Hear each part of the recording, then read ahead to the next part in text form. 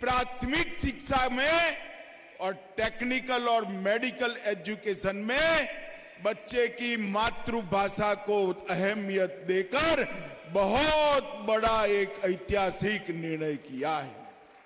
मोदी जी ने हिंदी, तमिल, तेलुगु, मलयाली, गुजराती, बंगाली ये सभी भाषाओं में मेडिकल और इंजीनियरिंग की शिक्षा उपलब्ध कराने का जो आह्वान किया, मुझे आज गर्व होता है कि भारतीय जनता पार्टी की शिवराज सिंह सरकार ने देश में सबसे पहले मेडिकल की शिक्षा हिंदी में शुरू कर मोदी जी की इच्छा की पूर्ति की है। मित्रों, ये नई शुरुआत आज मेडिकल की पढ़ाई हिंदी में शुरू हो रही है। कुछ समय में इंजीनियरिंग की पढ़ाई भी हिंदी में शुरू होगी और देश भर में 8 भाषाओं में इंजीनियरिंग के अभ्यासक्रम का अनुवाद शुरू हो चुका है। कुछ ही समय में देश के सारे विद्यार्थी अपनी मातृभाषा में टेक्निकल और मेडिकल एजुकेशन लेने की शुरुआत करेंगे। मित्रों, आज मैं यहां पर जो लोग मेडिकल इंजीनियरिंग में मातृभाषा में शिक्षा, हिंदी में शिक्षा के समर्थक है, उनको कहना चाहता हूं कि आज का दिन इसलिए महत्वपूर्ण है कि आज से टेक्निकल एजुकेशन और मेडिकल एजुकेशन में हमारे बच्चों को, हमारे विद्यार्थियों को अपनी भाषा में शिक्षा तो मिलेगी ही, इसके साथ साथ आगे बढ़कर R&D की व्यवस्था भी अपनी ही भाषा में करने की दिशा में भारतीय जनता पार्टी की सरकारें आगे बढ़ेगी। मित्रों, जब मध्य प्रदेश में चुनाव हो रहा था, घोषणा पत्र के अंदर एक जिक्र था कि हम मेडिकल और इंजीनियरिंग की पढ़ाई हिंदी में करेंगे और फिर जब शिवराज जी की सरकार बनी, मोदी जी की नई शिक्षा नीति को सबसे पहले अच्छे ढंग से मध्य प्रदेश ने जमीन पर उतारा है और आज ये नई शुरुआत हो रही है। मित्रों, इसके लिए हिंदी प्रकोष्ठ का गठन किया गया। माईगव पोर्टल पर, सोशल नेटवर्किंग साइट पर एक सर्वे भी किया गया और बहुत मेहनत के साथ आज यहां पर उसका अनुवाद होकर सारे अभ्यासक्रम की पुस्तकों को रिलीज किया गया है। मित्रों, जो विद्यार्थी मेरे सामने हैं, उनको मैं कहना चाहता हूं कि सोचने की प्रक्रिया, किसी भी इंसान की सोचने की प्रक्रिया अपने मां की भाषा में ही होती है, अपनी मातृभाषा में ही होती है। इसलिए अफ्रीका के महान नेता नेल्सन मंडेला ने कहा था, यदि आप किसी व्यक्ति से उस भाषा में बात करते हो जिसको वो समझता है, तो वो उसके दिमाग में जाती है। मतलब अंग्रेजी आती है, कोई हमें अंग्रेजी में बात करेगा तो हमारे दिमाग में जाएगी। अगर आप उसकी भाषा में, मातृभाषा में बात करते हो तो वो बात उसके दिल के अंदर पहुंच जाती है। इसीलिए दुनिया भर ने, शिक्षाविदों ने मातृभाषा में शिक्षा पर बड़ा महत्व दिया था, क्योंकि सोचने की प्रक्रिया, संशोधन की प्रक्रिया, अनुसंधान की प्रक्रिया, तर्क की प्रक्रिया, विश्लेषण की प्रक्रिया और निर्णय पर पहुंचने की प्रक्रिया हमारा मन हमारी मातृभाषा में ही करता है। अगर पढ़ाई लिखाई और अनुसंधान मातृभाषा में हो तो मुझे पूरा भरोसा है भारत के विद्यार्थी विश्व के किसी भी विद्यार्थी से कम नहीं है। समग्र विश्व में वो अनुसंधान के क्षेत्र में भी भारत का डंका बजाकर लाएंगे। मित्रों, दादा भाई नवरोज जी ने 19वीं सदी में ड्रेन ऑफ वेल्थ की थियरी रखी थी। यहां से धन को खींचकर विदेशों में ले जाते थे और 21वीं सदी में वही ताकतों ने ब्रेन ड्रेन करने की थ्योरी अपनाई। हमारा भारतीय बच्चों को उन्होंने अपनी भाषा में पढ़ाकर ब्रेन ड्रेन थ्योरी को आगे बढ़ाया। अब Modi ji brain drain theory को ब्रेन गेन थ्योरी में बदल रहे हैं।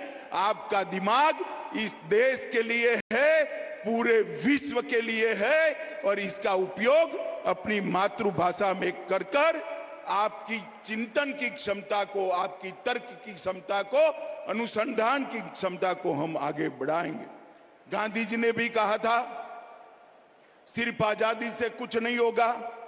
रसायन शास्त्रियों, इंजीनियर और मेडिकल के डॉक्टर जब अपनी भाषा में पढ़ेंगे तभी जाकर वो देश की सच्ची सेवा कर पाएंगे, दुनिया की भी सच्ची सेवा कर पाएंगे। मुझे आज बड़ा आनंद है कि त्रिभाषा के फॉर्मूले को मध्य प्रदेश के शिवराज सिंह ने बहुत मन से स्वीकारा है और आगे बढ़ रहा है। मित्रों, आज मोदी जी के नेतृत्व में नई शिक्षा नीति के माध्यम से हमारी भाषाओं को महत्व देना शुरू हुआ है।